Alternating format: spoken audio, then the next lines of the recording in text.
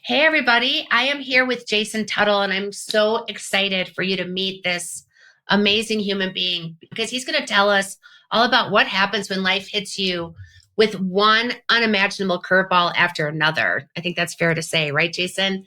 Jason knows this all too well. Yes, very much so. In the first years of his marriage, Jason stepped into the role of full-time caregiver for his two children, both born with rare and complex medical needs. I love the way you talked about this. He navigated years of doctor's visits, therapy, and hospital stays with the precision of a NASCAR pit crew. And I just love that analogy. Becoming an intuitive, hands-on parent who could literally save the lives of his children because they were nonverbal. So you had to learn. You're probably like a body language expert, I bet. Mhm. So interesting. Then in January 2022, Jason faced the unthinkable, the sudden and devastating loss of his son, Zachary. And I think he was about 15 when that happened. Mhm. Instead of retreating, Mhm. Jason chose to channel his grief into purpose. Through letters to Zachary, a global grief community, Jason is leading a movement to show the world how men grieve and to support and offer support to anyone navigating loss, not just men. But I think that we were talking in before the show, how important it is. I think men Mhm. are getting it's a weird time for men. And his story is one of resilience, raw honesty, and just a father's unwavering love. Jason, welcome to Curveball. I am so grateful that you're here. And I want to start with this. Losing Zachary, obviously, devastating moment. Any Mhm. parent can only imagine. Can you tell us Mhm. about the moment in your grief when you decided to create letters to Zachary and how sharing that story helped you in your grief journey?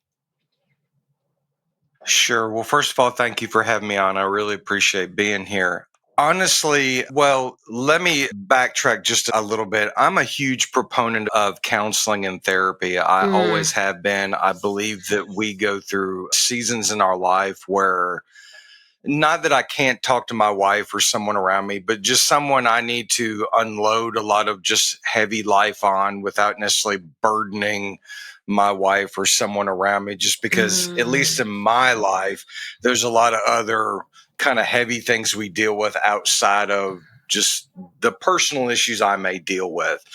And so, honestly, about 2 weeks before my son passed, I'd literally just finished what I considered a season of therapy.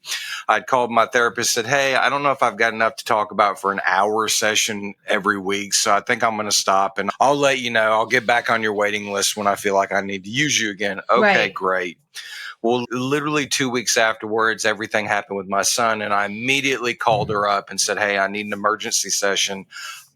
You'll understand when we meet." I said, "I don't really want to talk about it over the phone." Mm, And so we started meeting and I told her about his passing. And we had met for several weeks at that point because I was meeting weekly at that time. And probably about 2 months in, I want to say at that point, she just half heartedly said, "Well, have you ever thought about journaling?" And the irony of that was I literally looked at her and went, I don't know how great I am at writing. I don't know how I'm about expressing myself. And I said, "I'm not really sure about that." And she quickly, as a therapist would, comes back and says, "Well, you don't necessarily have to do it right now. It's more of a mindfulness activity to get it off of you." And she said, "You can physically write it out and burn it or shred it. You don't necessarily have to share it per se." right. And I said, "Okay." I said, "Okay." And so I put it on kind of the mental side table for literally probably 6 to 9 months after that point, just because I was still in the first year of grieving and it was every day was a challenge. And I was having at least personal outbursts several times a day at that point. But once I got through that, it's funny, everything revolves around social media these days. And I happened to be on Facebook and I was watching a reel. I don't really remember what it was. It might have had something medical related, but whatever it Mm-hmm. was, it struck me and like it hit me like a Mack truck. Like I was bawling, just gut wrenching, ugly crying, if you will, just something that reminded me of my son. And it was that day that I got on Word. I opened up and proper Oxford English style writing. I'm because I'm ADHD and that's just how my brain works. Yes. Well, I Uh, I, appreciate anyone who appreciates the Oxford comma. yeah. I had a client And say, we don't use that's not in anymore. That's what she said. I'm like, what do you mean it's not in?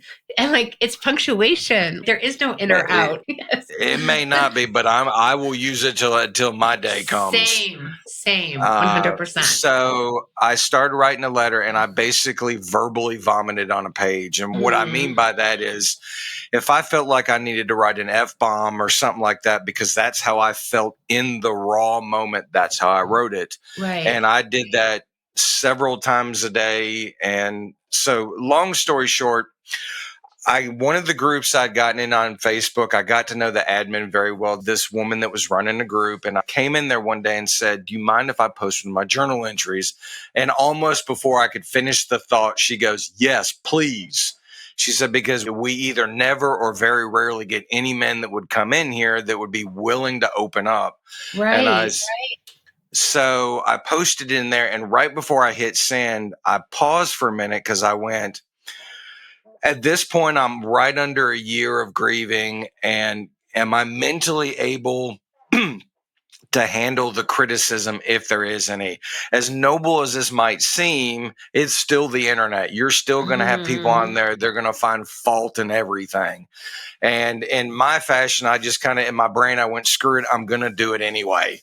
And so I hit send, and it wasn't very long. I immediately got a massively positive response. I had women in this group saying, this speaks to my soul. I had one woman say, we've never crossed paths. I have never told anybody my innermost deep, dark thoughts. And this letter, word for word, is exactly everything I feel. Oh, and my gosh. I said, I appreciate it. I said, this is inspired by my son, and I'm glad it can resonate with you. And every time I would post, excuse me, I would get that kind of response. And so after probably 4 or 5 posts, I went, I have something here. I want to build on it. And that's kind of how it started. Right. Oh my gosh. That is so. And were these literally letters to Zachary that you were writing to him? Yes, it was. Like, to give you an example, right after he had passed, you have the worst experience in your life, and then you have to go to a funeral home and make 1,000 decisions about every little thing and cost and all that kind of stuff. And so we did that. And then they sent me, nowadays you do everything online through the funeral home's website. And so they sent me a link that said, you need to fill out like an obituary for the local paper. And so I was having a moment because it literally came down to my son's 15-year existence came down to basically 3 short paragraphs is what it came down to. And I was right before I started writing it, I had a massive moment. Like my wife will tell you, I was swearing and cussing going, how the hell do I write an obituary for a 15-year-old child that lived a medically hard life all of his life to encompass his life in 3 short paragraphs? And so I wrote a letter about that. And in that letter, F-bombs were dropped, and just any 4-letter expletive you can think about was written in there. And so it was that. Now, it wasn't always that way, but that, at least in the beginning when it was raw and new, that was kind of how I wrote it. And a lot of people resonated with that. Right. Well, I feel like grief, especially for men, like you're expected to be quiet or sort of hidden. And like I remember my husband's, or I remember this a couple of times, but my husband's parents were both terminally ill at the same time. And I know like we cried together, but not a lot, where I would be much more like if it was my parents, I know I would be a lot more. And I'm just so curious, like, first of all, I just want to know, like, when you were like, this could be sort of risky me putting it in there. Did you feel compelled to share that? Did you feel guided by God? Did you have any moment that you had to make a decision because you had a pause for a second to say, should I or shouldn't I? And then you decided to hit send. And what do you think helped you hit that send button? Well, when I've started writing the letters, and I'd written several before I ever posted anything, and then I've always been of the belief that people need society and TV and movies, they do a decent job of showing what grief actually is. But I knew that I wanted to show the good, the bad, and the ugly of it. People need to see all sides of it. And I think one of the draws, at least initially to my writing, was I was very raw, open, and transparent. In fact, I put a disclaimer there saying, I'm not sugarcoating any of this. People need to see it exactly in this moment. Right. And I told people politely, I said, if this is something you can't handle, please scroll on. I said, because I'm not dulling down the sharpness of this emotion. And I felt I've always been one that, like, when you hear about a business, I don't want to hear a Yelp review. I want to hear word of mouth. I want someone who's been in there and experienced it. Right. And so I felt, because I'd been in the trenches, I was there, I'd done it, I lived it. And I felt like maybe not the first one, but after several of them, the reason why people were relating to it was because I had been there and done that. Right. And so the initial urge was, well, maybe this can help someone, even though I'm dealing with this terrible experience. Excuse me, maybe someone else can understand it and get it with me. It was as simple as that. Wow. It's just so powerful to be able to put yourself out there in such a raw way. Like the times you were just sad, exhausted, like shaking your fist at the sky, like, why? Yeah.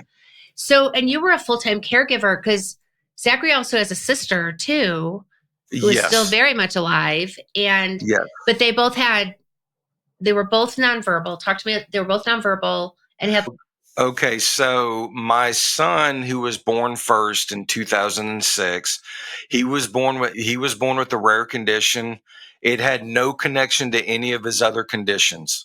He was also born with severe neurological delays, meaning when he passed away at 15, he functioned about 7 to 8 years old. He was epileptic, meaning of the 6 different kinds of seizures, he had 2 different kinds of seizures. Oh, gosh. He was nonverbal. Now, he made sounds, and like I could ask him yes, no questions, and he would go, or he would clap his hands, and he would make things like he could say yes in different ways, but not yes.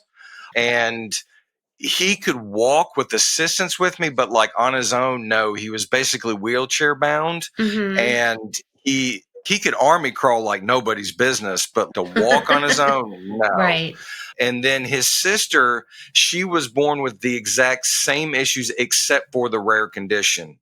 Interesting. And then the other twist is, of the 2 different kinds of seizures that my son had, my daughter had 2 different ones than him. So of the 6 different kinds of seizures, I saw 4 of them in my house. Oh my gosh. Is there a point where you're just like, okay, God, universe, source, whatever, like what lesson, we're all here together. Do you ever have those moments like you were just trying to understand? Because that's a lot for one family. Having one child with special needs is a lot, and having 2, and then I'm assuming you're very young, they're really young. You talked about it on your website. We were so excited to have a baby, and then you're like, okay, like if something happens, then that's how it's going to be. Like, I know we say those things as parents, but then I was 26 when we got married. My wife was 29. So at least on the female side of it, the clock was ticking. But we both knew we wanted to have kids. And so we knew we'd probably give it about the first year of marriage. And then after our first year, we were going to start trying, which is exactly what we did. Right. And right after, the day we found out my wife got pregnant, she came home and we sat and talked, and she asked me, she said, well, what if we have a child with like medical needs? And I said, my exact response was, well, if we have one, we were meant to have one, because we don't believe in alternative methods for those people that may not want that, if you will. I understand.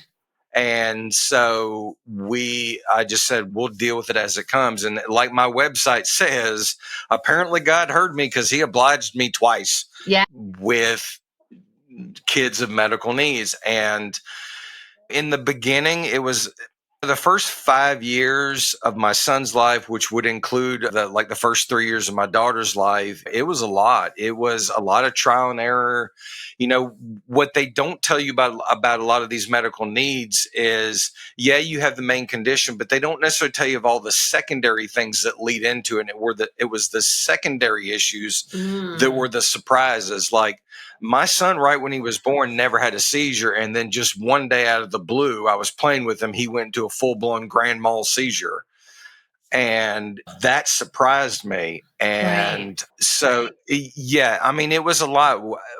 There were a lot of frustrating moments. There were a lot of moments I went into my garage and just, like in typical man fashion, I wanted to put my fist through the drywall because I'm just like, we're newly married. As a man, I'm thinking, how am I financially going to do this? Because it's going to be expensive. How are we going to take care of them? Probably one of us is going to have to stay home. And just all these things are just kind of hitting us. Oh my gosh. Then how did you decide then? Because you were the one that ended up staying home then, right? Yes. And honestly, it was always decided that it was going to be me because from a very early age, I've had so many people say, well, you work well with kids and you do well with kids. And my wife wanted to be a little more career minded. And I mean, I was okay with that. Despite what some naysayers in the beginning might have said, no, I didn't do it just to stay at home so I didn't have to work or anything like that. I don't think taking care I did all the I think physical you were medical working. procedures. Yeah. Like, I think too, like it's probably also a very physical. Yeah. Well, like a very physical job, right? And that was one of the positive was I'm a bigger guy. I was stronger than my wife. I could, in the beginning, it wasn't so much an issue, but later on in life, with my kids got bigger, I could still lift them. I did all the physical medical procedures. I did all the hospital stays, all the doctor's visits. My son in his entire life was probably in the hospital for 100 days, if I counted it up right. And I was there all but 3 days of that 100 days. Wow. So I was always the one there. So we decided early on that I was going to be the one that stayed home. Right. That is so cool. And I love how you said I had everything down to science, just with like pit stop efficiency. And I'm just like, I would love to see you like getting like up and out the door. I bet you had a system. Oh, yeah. Let's see, both of my kids are in wheelchairs. So literally every morning before school, we got them both up at 6 a.m. We came out in the living room. We put them on the floor. They were, to this day, my daughter's still in diapers. Will probably always be in diapers. And so was my son his entire life. So I'd get them both up. I'd put them in the living room. I'd get them out of what they were wearing at night. I'd change their diaper. I'd get them dressed in the morning. I'd get them in their chairs. I'd get them their AFOs, which are their ankle foot orthotics, their braces.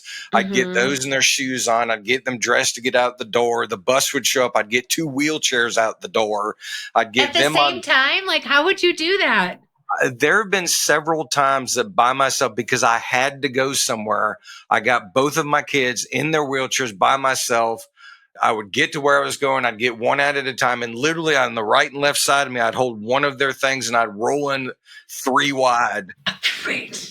And there were several times at the local children's hospital that I would double book their appointments. So I'd only have to go up there once. Right. And I would come in rolling with 2 wheelchairs and the nurses would go, "You're coming in here by yourself with 2 kids in wheelchairs?" I said, "Yeah, I have a double appointment." I said, "I don't want to come up here more than I have to." Right. Because at that point, for both of them, they had 6 specialists that I had to be up there every 6 months. Oh my gosh. That is so not only when Zachary passed away, do you have, that Zachary shaped hole in your heart, you also had your caregiving was dramatically changed. What was that like for you? Yeah, I mean, outside of the initial loss and dealing with that, I was 24/7, 365, and to this day, I still have sleeping issues. If I don't have medicinal help, I won't sleep. Right. And because there were my son's whole life, he had a baby monitor in his life, so I could hear him. And there were several times overnight that there was just something I heard that I sprung up. And I went in there and I immediately got him dressed and I drove like a bat out of hell to the Oh children's my hospital. gosh. Right. And, and I mean, that was literally almost from the time he was born. So I mean, I've been probably now 20 years where I've just had sleeping issues just because was so Yes. tuned to what they were doing. Right. But yeah, you go from doing something every moment of the day until you finally get them in bed. And then it didn't really hit me until probably after the funeral, after the services, after the funeral fanfare went down, if you will. And it was just us again. And then I went, what am I going to do?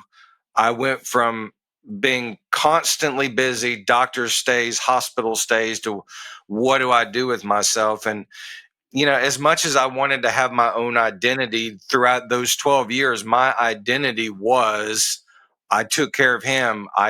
There were several times I saved his life. There were several times being in the hospital with him. Right. And so who am I now at this point? So even after he passed away, I was still a stay-at-home parent probably for several months. And now I eventually went back to work and that kind of thing. But it was a struggle for a while trying to figure out what am I going to do? How am I going to move forward? Right. Right. And so now Letters to Zachary is this global grief organization. So tell me more about how you told me how you started, and then tell me what kind of work you're doing now. Well, I joke with people. I say the original reason why it started was out of spite, honestly. And the reason why I say that is because when I lost Zachary, I went into a lot of these groups seeing if I could find other men. And not that I was wanting them to find the exact same situation. I just kind of wanted them in the ballpark, if you will. Sure. So they could relate. And I couldn't find them anywhere. And it was honestly just frustrating me that I didn't have, not that I wanted to meet people that had lost children, but I mean, this is just the reality of it. Right. And so I couldn't find them. And so initially the theme for Letters to Zachary it was specifically by a man for man, a place that they could feel vulnerable and not having whatever information was said thrown back in their face or used against them or whatever the stereotype is. And I did that for a while. And then I thought, and then in my brain, as I'm doing this, I'm thinking, well, if I want to grow this, I've got to open it up some more.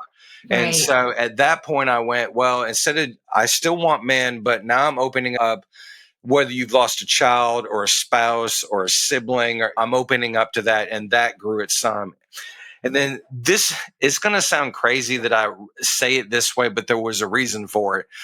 I added women last. And the reason why was because my thought was men typically online are lurkers. They'll come in, they'll read everything. They might give a reaction to things, but they're not really active. And so my thought process was, if I allow the female significant others, typically they're the ones online. Typically they would be the one to find this group. And if they see something in here in a roundabout way, it will get back to them. Yes. And so that's ultimately why I jokingly say that I added women last, was because I knew that, there are a lot of women out there that are great researchers. And so it could get to them. And then my thought was, then I could reach out to them to say, hey, if you've got a male significant other, I may not always have the answer, but I've been a man all my life, so I kind of know what's going on. Right. And here are the things that I think I could tell you to kind of help you get your man to open up, or at least things I think would work on me.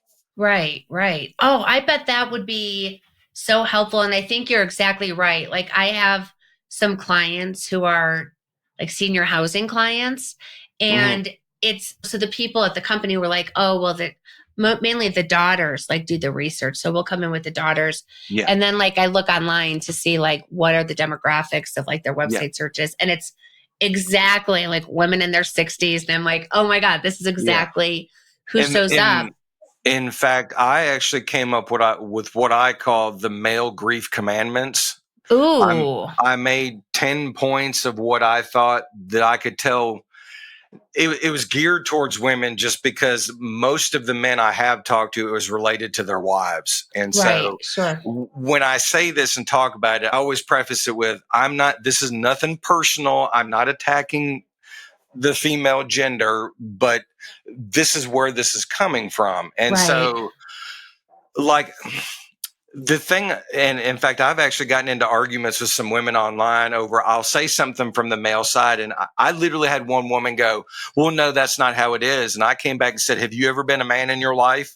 Right. Well, no. Yeah. Have you ever dealt with male issues in your life? No. Then how do you know that's not how it is? Right. So, but like I tell them all the time, I go, the number one thing I try to tell women, wives and girlfriends and that kind of thing, when you're listening, you have to listen, not listen to respond. Mm-hmm. And I said, and what I mean by that is if you're only looking for talking points for your male significant other and you interrupt him just to fire back something, I said, what he's going to start to believe is that his side of the story or his emotions or points are not valuable enough for your attention, and he's going to close up.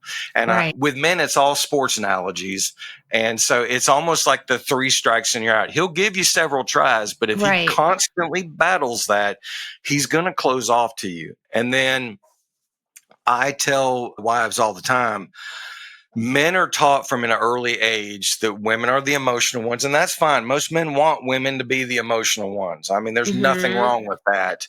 But the underlying meaning of that is your emotions come first. And if there's anything left there for me to open up, then I can for a very brief amount of time. Right. And one of the arguments I got in with wife online was, well, no, that's not how it is.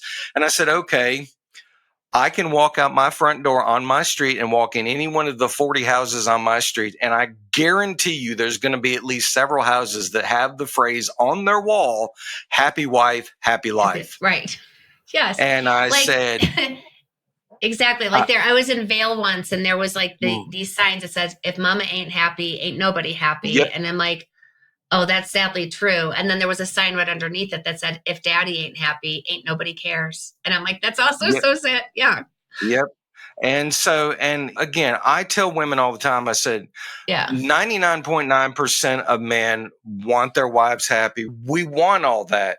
But in the rare occasion that we do bring you something, we want to be heard. And I say all the time, I said, if your husband doesn't typically bring you things and all of a sudden out of the blue, he brings you something, do not downplay it. Do not shortchange it. Do not say, why are you coming to me with this? I said, because if you do, he's not going to forget that. Right. We're simple creatures, but we also don't forget. Right. And so, I mean, those are kind of 3 of the bigger ones that I tell people all the time. Right. I'm just like, look, at the end of the day, if like when my wife comes to me and wants to just vent to me, that's what she wants. Right. If she expects that for me, then you on the other side have to 100% expect the same without interruption, without butting in, that kind of thing. And so at least of the 10, if you can get those 4 down, everything else will be easier. Right. Well, I do feel like men and women are different. My mom used to say, if 2 people agree on everything, one of them is unnecessary. And I even know physiologically, men and women's brains work differently. And so I'm sure that there might be some women listening to it might be like, whoa. But if you just like really listen to what Jason is saying, he's just saying, hey, because I know what it's like. I can tell you, like, I'm not, there have been times I'm sure my husband has come to me and I've been like, not now, or, hey, I'm feeling this more. Or he was really close with my parents and he was really close with my mom. And when my mom died, I think I'm sure I put my grief ahead of his thinking. And I really think that this is such really good advice too. It's sort of like the men are from Mars, women are from Venus. Exactly. We are different creatures completely. And that's what makes the whole thing turn around. And I just know like the societal narrative for women, obviously being a woman, and I work with a lot of Mm-hmm. female entrepreneurs, and bringing Mm-hmm. your business out to light is really going up against a societal narrative of, hey, women don't ask, they don't ask for more. You're never Mm-hmm. supposed to position yourself better. Like you can be raised in the most enlightened family, but society Mm-hmm. also has a Yep. huge influence on that. And there's real friction there. And I can see where Yep. a man stepping out to really being vulnerable and emotional, it's like my son is a very sensitive person. And Mm-hmm. I, one of my biggest fears when he was like just starting working is I thought, what if he cries at work and people are going to make fun of Yeah. him? I'm like, I swear to Yep. God, I swear to Mm-hmm. God, I will kick their asses. Like, you Mm-hmm. still feel that way. So I just think it's really beautiful. And I just like how honest you are about this too, because I think it needs to be heard. Yeah, I do. And I don't know specific numbers or anything like that, but I also tell people mental health is a big hot topic these days, and that it's great that it is. I'm glad that there's being a light being brought to it. But at least men of my generation, because I'm Generation X, I'm the rub some dirt and walk it Yeah, off right. kind of Yes. generation. And towards the end of generation, it started to kind of where they were opening up a little more, and it's gotten better over the generations. But um, men are taught to compartmentalize Mm, from birth. And let me give you an example.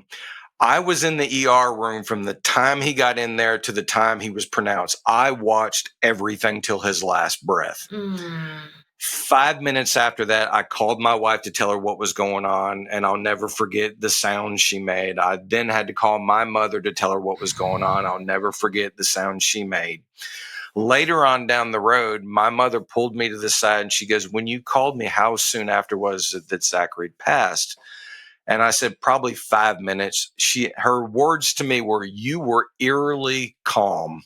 Your son had just passed away and you were calm like nothing had happened." And I said, "Well, I had to be that way because I had to get the information to Jennifer. I had to get the information to you. I had to talk to the care team. I had to find out like 12 questions worth of information to what I'm going to do next. What's the hospital going to do? How am I going to get to a funeral home? That kind of stuff." right. Right. In fact, in the moment, the care team person said something to me. I pointed to my son who had passed away in that like 10 minutes earlier, and I went, "I will deal with him in a moment. I need you to answer these questions." And she like dead stopped right there, and I went, Right. "Information is what's going to help me right now. Right. I'll deal with this in a minute." And so we're taught to suppress things so that we can get stuff done. And what that does is if we never have an outlet, in men, the highest causes of death are stress, heart attacks, suicide. And Mm-hmm. all of those can be related, at least to me, in the sense of grief. If you Yes. don't give us an outlet for that, it's going to come out somewhere. And if it doesn't come out there, it's going to come out in risky behavior, messing around, extremely adventurous activity like racing cars, skydiving, that kind of stuff. It comes out Mm-hmm. in drinking.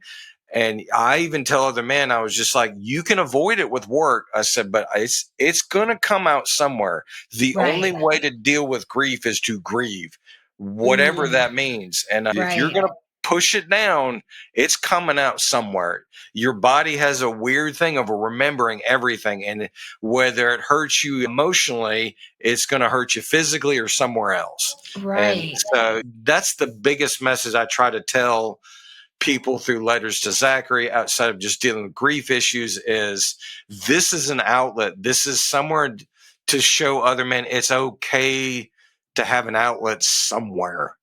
Right. Right.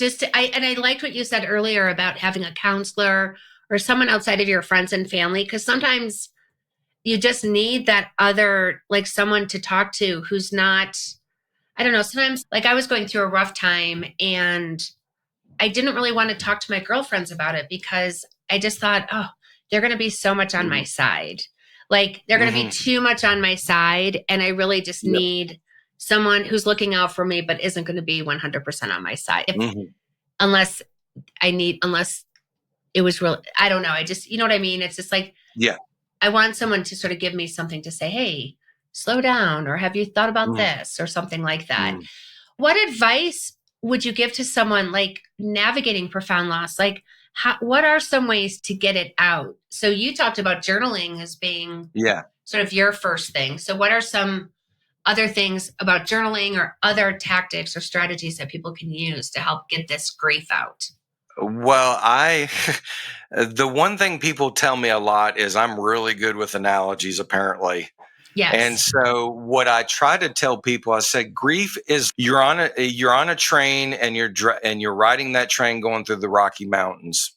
And a lot of the times riding the train, you're going around the mountain, but there's a lot of times you've got to go through these tunnels. Mm-hmm. And grief, at least initially, is you're on that train for the first time and you're hitting that first tunnel.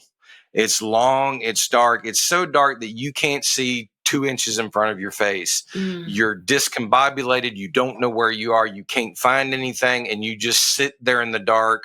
And if you're someone who's afraid of the dark, you're just sitting there kind of paralyzed because you're afraid of the dark. But then Right. eventually, after enough time in the dark, you begin to see the light at the end of the tunnel, and you can kind of start seeing things in front of your face. So even though the movements are small, you begin to start to walk to the front of that car. It might be Mm-hmm. millimeter movements, but you start moving forward. And Right. eventually you get to the point to where you either get adjusted to the dark or you're completely out of the tunnel. Now, unfortunately, on the grief journey, you get out of that first tunnel and you can see down in the valley and you can see 10 more tunnels in front of you, implying Mm. that you're going to have more times or you're going to have dark times in your life. Right. However, what that means is once you finally get in the light, you give a chance to recover. And when you do hit those next dark moments, you know what to expect. You can Right. kind of plan for them. And so I tell people that grief is one, you have to experience it like I've stated before, but sometimes you can plan for it. You can feel those moments coming on. Mm-hmm. And I tell people all the time, what are some things that you like to do that maybe you think can distract you that may not remind you of your loved one? Because honestly, for me, in those moments when I was remembering my son and having a hard moment, doing something that reminded me of him only made those moments even more intense. Right. So I tried to not avoid it, but distract myself for a minute to Sure. kind of give me a break. And then I would get full on in that moment, have my moment, and then I'd get through it. So I try to tell people, I'm not saying avoid it, but sometimes a little bit of distraction is a good thing.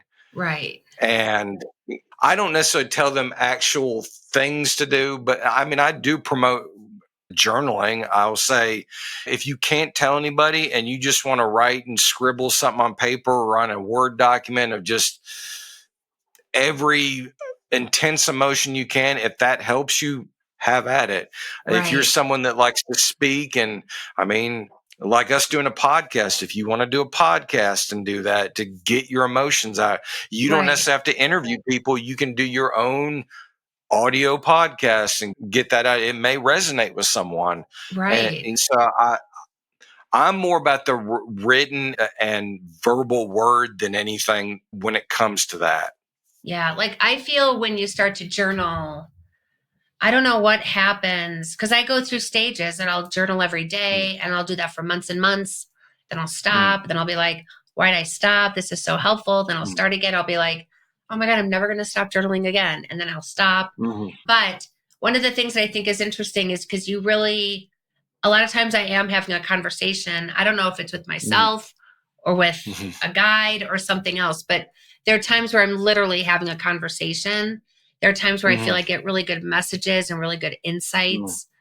Do you ever have Zachary? Does he ever show you signs? Yes, all the time. A lot of people looking at, like when you look at your phone and you see, say, 1111, Mm-hmm. multiple numbers. Now, in fact, the other day that happened, I looked it up, and the typical definition of it is a lot of people believe that's sign from loved one. And I don't know how I do it, but literally it's at least once a day I'll do it. I don't know Yeah. how I do it. I just randomly. And then like my daughter, who's nonverbal, There have been times throughout this entire almost 3 years since he's been gone, like I'll be in the kitchen feeding her and she will literally look at me. She'll dead stop in what she's doing. She'll look up into the corner of the ceiling in the kitchen and just like, I can't get her attention. She'll zone out and I'll look at her and go, because she called her brother Bubba because that's the word she could say.